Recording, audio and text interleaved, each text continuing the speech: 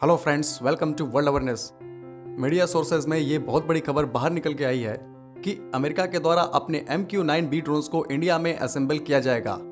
जैसा कि आपको पता है कि इंडियन नेवी के द्वारा पहले से ही MQ-9B ड्रोन्स का इस्तेमाल किया जाता है और इंडियन नेवी इस ड्रोन की परफॉर्मेंस से काफ़ी ज़्यादा खुश है।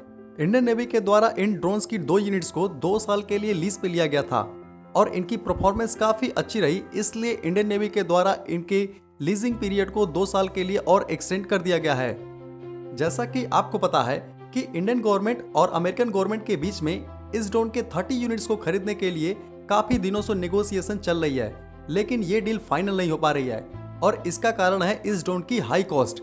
ये ड्रोन काफ़ी महंगे आते हैं, इतने महंगे हैं कि एक ड्रोन की कॉस्ट में लगभग 2 तेजस फाइटर जेट खरीदे जा सकते हैं। इसीलिए इंडिया की तरफ से इस डील को फाइनल नहीं किया जा रहा था, लेकिन अब अमेरिका के द्वारा इस ड्रोन की कुछ क्रिटिकल टेक्नोलॉजी को भी इंडिया को ऑफर किया गया है और साथ ही साथ इस ड्रोन की असेंबली लाइन को इंडिया में लगाया जाएगा।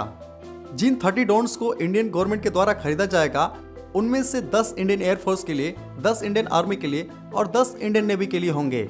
लेकिन अब आप ये सोच रहे होंगे कि अगर इस ड्रोन को इंडिया में असेंबल किया जाएगा तो जो इंडिया के इंडिजीनियस ड्रोन है उनका क्या होगा। तो हम आपको बता दें कि इंडिया के ड्रोन्स अभी पूरी तरीके से डेवलप नहीं हुए हैं और इन्हें डेवलप करने के लिए भी हमें बहुत सारी क्रिटिकल टेक्नोलॉजी की ज़रूरत है। और अगर हम अमेरिका से ये MQ-9B प्रीडेटर ड्रोन को ले लेते हैं और इसकी असेंबली इंडिया में ही स्टार्ट कर देते हैं, तो अमेरिका हमें टेक्नोलॉजी ट्रांसफ़र के तहत बहुत सारी क्रिटिकल टेक्नोलॉजी को भी ट्रांसफ़र करेगा, जिससे हम भविष्य में चल के अपने ड्रोन्स को डेवलप कर सकेंगे और उनका इस्तेमाल भी कर सकेंगे। वहीं पे अगर हम चाइना की बात करें तो चाइना की जो ड्रोन फ्लीट है वो काफ़ी बड़ी है और बहुत एडवांस भी है, और हमारी जो ड्रोन फ्लीट है वो चाइना के मुकाबले कहीं नहीं टिकती है। चाइना के ड्रोन्स इतने ज़्यादा कैपेबल हैं कि उसने इंडियन बॉर्डर के पास भी इन ड्रोन्स को तैनात कर रखा है और हमने भी ड्रोन्स को तैनात किया है, और वही ड्रोन्स हैं जो इंडियन नेवी के द्वारा इस्तेमाल किए जाते हैं। यानी इंडियन नेवी ने ही चाइना के बॉर्डर पे अपने MQ-9B ड्रोन्स को डिप्लॉय किया है और उसके साथ साथ इंडियन नेवी के P-8I एयरक्राफ्ट्स को भी वहां पे डिप्लॉय किया गया है। तो अगर इंडियन एयरफोर्स और इंडियन आर्मी के पास इतने कैपेबल ड्रोन होते हैं तो हम नेवल ड्रोन को वहां पे क्यों डिप्लॉय करते हैं। इसीलिए हमें इन ड्रोन्स की काफ़ी ज़्यादा ज़रूरत है, और अगर अमेरिका के द्वारा इन ड्रोन्स की असेंबली हमारे इंडिया में ही की जाती है तो ये हमारे लिए बहुत अच्छी बात होगी।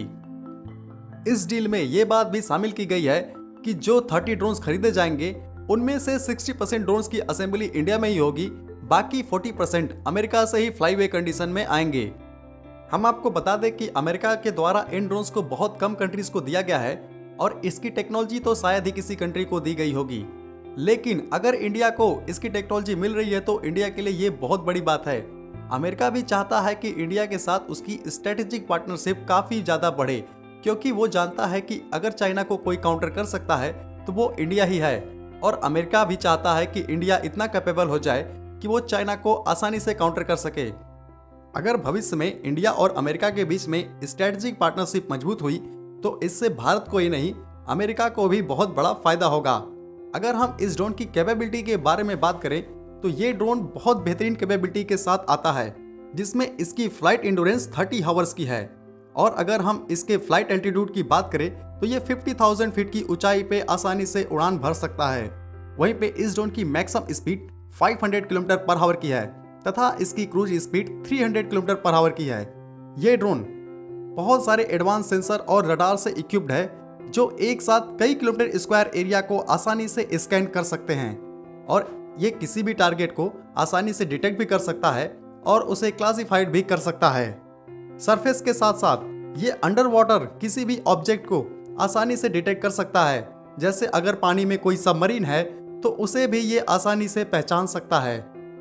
इंडियन नेवी के लिए जो ड्रोन्स लिए जाएंगे वो अनआर्म्ड होंगे, लेकिन इंडियन एयरफोर्स और इंडियन आर्मी के लिए जो ड्रोन्स लिए जाएंगे वो आर्म्ड ड्रोन होंगे, यानी उसमें वेपन्स का भी इस्तेमाल किया जाएगा।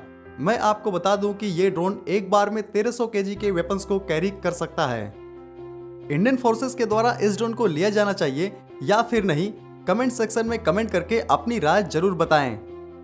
तो आज की वीडियो को मैं यही खत्म करता हूं। जय हिंद।